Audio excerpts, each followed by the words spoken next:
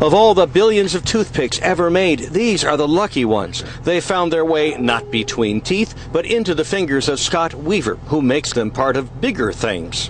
What does something like this weigh?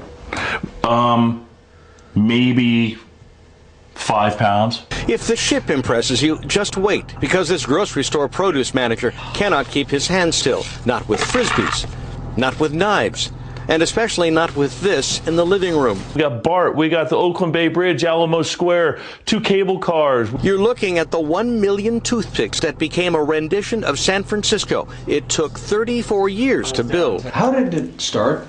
As a hobby, 4th grade, Mrs. Sue Rathbun had us build a little sculpture. You can't really appreciate the size of this thing until you stand next to it. It is 7 feet across and 9 feet tall, and if you look carefully, there are little entry points for ping pong balls. Here's one at Lombard Street. There's another at Muir Woods. The balls go all the way to the bottom. Scott Weaver's version of San Francisco has its own scenic drive. 50 feet of ping pong balls wind down Lombard Street, across the Golden Gate Bridge, and pass through many other attractions. Here's the Palace of Fine Arts. The heart is made out of toothpicks that people threw at my wife and I at our wedding instead of rice. It is folk art, pure and simple. No wonder that when Ripley's museum offered $40,000 for the piece, Scott Weaver told them no. That's why it's really hard for me to say I would give it up, because it's part of my life.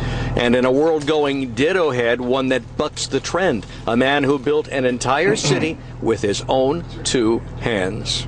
The lesson in this is, what do we do with our time? And I love to create. I love to show people what can be done in life if you spend time to create. Use your imagination. From Rohnert Park, Wayne Friedman, ABC 7 News.